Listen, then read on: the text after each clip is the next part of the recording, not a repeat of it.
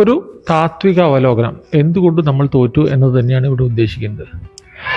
Party 100 സീറ്റുകളോളം കൈവിട്ടുകൊണ്ട് ഒരു വലിയ തോൽവി നേരിട്ടിരിക്കുകയാണ്.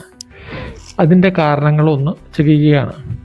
അതിലെ ഒന്നാമത്തെ കാരണം, ഈ വിഘടനവാദികളുമായി പ്രതിപക്ഷം സജീവ അന്തർധാര ഉണ്ടായിരുന്നു എന്നുള്ളത് കൊണ്ടാണ്. വിഘടനവാദികൾ പാർട്ടി വിട്ടു പോവുകയും അതിൻ്റെ ഒപ്പം തന്നെ പ്രതിപക്ഷത്തോട് സഹകരിച്ചു കൊണ്ട് മത്സരിക്കുകയും ചെയ്തു. നിങ്ങൾ മനസ്സിലാക്കേണ്ട ഒരു പ്രധാനപ്പെട്ട കാര്യം, ജനങ്ങൾ അല്ലെങ്കിൽ പാർട്ടിക്കാർ സ്നേഹിക്കുന്നത് നേതാക്കളെയല്ല, കമ്മ്യൂണിസ്റ്റ് ആശയധാര പുലർത്തുന്നവരെയാണ്. അത് പാർട്ടി ഭേദമന്യേ ജനങ്ങൾ സ്നേഹിക്കുന്നുമുണ്ട്. VM സുധീരനാണ് അതിന് ഒരു ഉദാഹരണം. അദ്ദേഹം മണലൂർ മണ്ഡലത്തിൽ മത്സരിക്കുമ്പോഴൊക്കെ പാർട്ടിക്കാർ വരെ അദ്ദേഹത്തിന് വോട്ട് ചെയ്യാറുണ്ട്. അദ്ദേഹത്തിൻ്റെ അഴിമതി വിരുദ്ധ പ്രതിച്ഛായയും സാധാരണ ജീവിതശൈലിയും കാരണം അദ്ദേഹം ഒരുപക്ഷെ ആദരിക്കപ്പെട്ടിട്ടുമുണ്ട്. അതുകൊണ്ട് തന്നെ പാർട്ടി ഇന്ന് വിട്ടുപോയി പ്രതിപക്ഷത്തോടൊപ്പം ചേർന്ന് മത്സരിച്ച പല നേതാക്കളും ഇത്തരം അഴിമതി വിരുദ്ധ പ്രതിച്ഛായയുള്ളവരാണ്, പാർട്ടി അണികൾക്ക് പ്രിയപ്പെട്ടവരാണ് എന്ന് മനസ്സിലാക്കുക. സുധാകരൻ 11,000 വോട്ട് മാത്രമേ ഭൂരിപക്ഷം സലാമിന് നേടിക്കൊടുത്തുള്ളൂ എന്ന് പറഞ്ഞുകൊണ്ടാണ് പാർട്ടിയിൽ നിന്ന് സെൻഷർ ചെയ്യപ്പെട്ടത്, അല്ലെങ്കിൽ താക്കീത് നൽകപ്പെട്ടത്. എന്നാൽ സുധാകരൻ ഇന്ന് മത്സരിച്ച് പ്രതിപക്ഷത്തോടൊപ്പം ചേർന്ന് മത്സരിക്കുമ്പോൾ 27,000-ഓളം വോട്ടിൻ്റെ ഭൂരിപക്ഷത്തിനാണ് അദ്ദേഹം ജയിച്ചത്. അതുമാത്രമല്ല, സുധാകരൻ മത്സരിച്ചത് കൊണ്ട് തൊട്ടടുത്തുള്ള മണ്ഡലങ്ങൾ പോലും CPM നഷ്ടമായതായി കാണാം. ചിത്തരഞ്ജൻ, പ്രതിഭ മുതലായവർ തോറ്റു. അദ്ദേഹത്തെ വിമർശിച്ച സജി ചെറിയാനും പിണറായും വളരെ വിയർത്തുകൊണ്ട് മാത്രമാണ് രക്ഷപ്പെട്ടത്.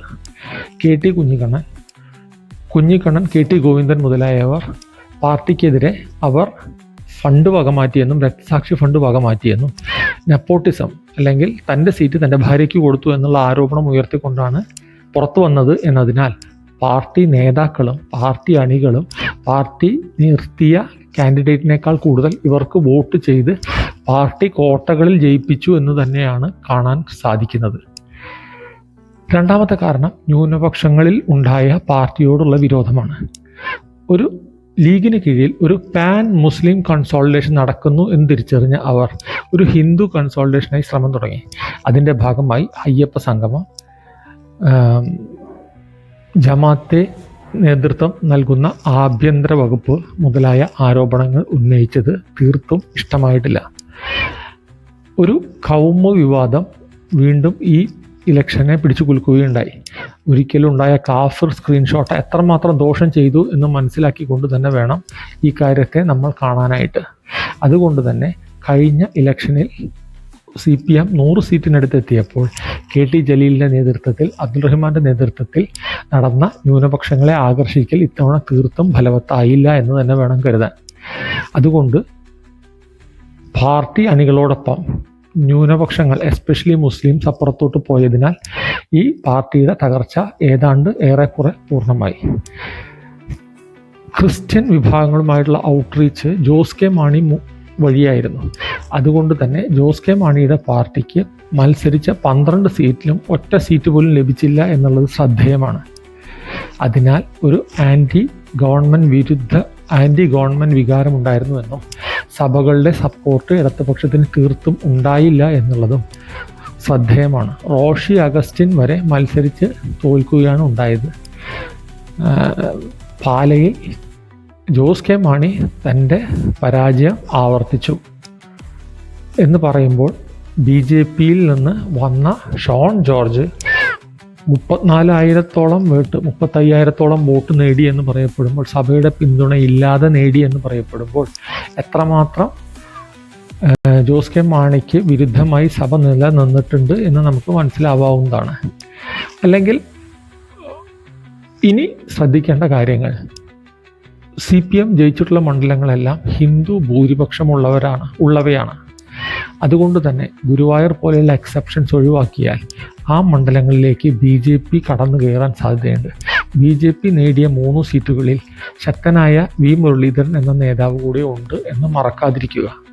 അതുകൊണ്ട് ഇനി കൂടുതൽ ഈഴവ വിഭാഗങ്ങളിലേക്കും SC/ST OBC വിഭാഗങ്ങളിലേക്കും BJP കടന്നു കയറിയാൽ അത് പാർട്ടിയെ വല്ലാതെ ക്ഷീണിപ്പിക്കാനും ബംഗാൾ പോലെ ഇവിടെയും ആവർത്തിക്കാനുമുള്ള സാധ്യതയുണ്ട് എന്ന് മനസ്സിലാക്കിക്കൊണ്ട് വേണം പ്രതിപക്ഷത്ത് ഇരിക്കാൻ. അവർക്ക് അതിന് വേണ്ടത് VS അച്യുതാനന്ദൻ പാർട്ടിയെ നയിച്ച പോലെ ഉള്ളൊരു പ്രതിപക്ഷ നേതാവിൻ്റെ ആവശ്യമാണ്. ഒരു ജനറേഷനിൽ നിന്നും മറ്റൊരു ജനറേഷനിലേക്ക് ട്രാൻസ്ഫർ ചെയ്യപ്പെടുകയാണ് പാർട്ടി എന്ന് നമുക്ക് ഇവിടെ കാണാം.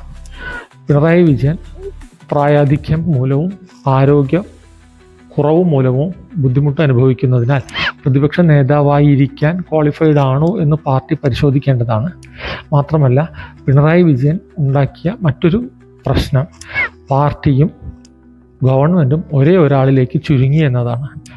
സാധാരണഗതിയിൽ ഗവൺമെൻറ്റിന് തെറ്റുപറ്റുമ്പോൾ പാർട്ടി തിരുത്തുന്ന ഒരു ശൈലിയായിരുന്നു CPM പുലർത്തിയിരുന്നത്. എന്നാൽ ഗവൺമെൻറ്റും പാർട്ടിയും ഒരാളിലേക്ക് ചുരുങ്ങിയതിനാൽ ഇപ്പോൾ പിണറായി വിജയൻ പറയുന്നത് അവസാന വാക്ക് മാത്രമായി മാറി. കണ്ണൂർ പാർട്ടിയിൽ തന്നെ EP ജയരാജൻ, P ജയരാജൻ മുതലായവർ തികച്ചും അസ്വസ്ഥരാണ്. EP ജയരാജൻ്റെ മകനെതിരായ വിവാദം മൂലം തന്നെ മന്ത്രിസ്ഥാനം നഷ്ടപ്പെട്ട പിണറായി വിജയൻ്റെ മകൾക്കെതിരെ ആരോപണമുണ്ടായിട്ട് അത്തരം ഒരു നടപടിയും ഉണ്ടായില്ല എന്ന് അറിഞ്ഞതുകൊണ്ട് തന്നെ അസ്വസ്ഥനാണ്. സംഘടനാ തലത്തിൽ ശക്തനായ P ജയരാജൻ ഒതുക്കപ്പെട്ട അവസ്ഥയിലാണ് കണ്ണൂർ. ഇത്തരം കാര്യങ്ങൾ ഒരുപക്ഷെ ഇനി പാർട്ടിയെ കൂടുതൽ ബുദ്ധിമുട്ടിലേക്ക് നയിക്കാൻ സാധ്യതയുണ്ട്. ഇനി വേണ്ടത് ഒരു സംഘടനാ തലത്തിൽ മാത്രമല്ല, ഒരു പ്രതിപക്ഷ നേതൃത്വ സ്ഥാനത്തും ശക്തനായ നേതാവിനെ തന്നെയാണ്. പിണറായി വിജയൻ എങ്ങനെയാണോ സംഘടനയെ നയിച്ചത് അതുപോലെയുള്ളൊരു സംഘടനാ സംവിധാനം വേണ്ടതാണ്. VS അച്യുതാനന്ദൻ എങ്ങനെയാണോ പ്രതിപക്ഷ നേതാവായി പ്രവർത്തിച്ചത് അതുപോലെയുള്ളൊരു പ്രതിപക്ഷ നേതൃത്വ സ്ഥാനമില്ലെങ്കിൽ CPMൻ്റെ വോട്ടുകൾ BJPയിലേക്ക് ഒഴുകാനോ ഒരു UDF അല്ലെങ്കിൽ ലീഗിൻ്റെ സൈഡുള്ള ഒരു ഭരണപക്ഷം അല്ലെങ്കിൽ ഒരു സൈഡും BJP നേതൃത്വം നൽകുന്ന ഒരു പ്രതിപക്ഷവുമാണ് ഇവിടെ ഉണ്ടാവുക. അതിൻ്റെ ഇടയിൽപ്പെട്ട് ബംഗാളിലെ പോലെ പാർട്ടി ഇല്ലാതാകും. എന്തെല്ലാം പറഞ്ഞാലും മനസ്സുകൊണ്ട് എപ്പോഴെങ്കിലും ഒരിക്കൽ കമ്മ്യൂണിസ്റ്റുകാരായിട്ടുള്ള കേരളീയർക്ക് ഈ പാർട്ടി ഇല്ലാതാകുന്നത് തികച്ചും വേദനാജനകം തന്നെയാണ്. അതുകൊണ്ട് തോറ്റെങ്കിലും അതിൽ നിന്ന് പാഠം ഉൾക്കൊണ്ട് ഈ പാർട്ടി തിരികെ വരും എന്ന് പ്രതീക്ഷിച്ചുകൊണ്ട് ഞാൻ എൻ്റെ വാക്കുകൾ നിർത്തുന്നു. ഈ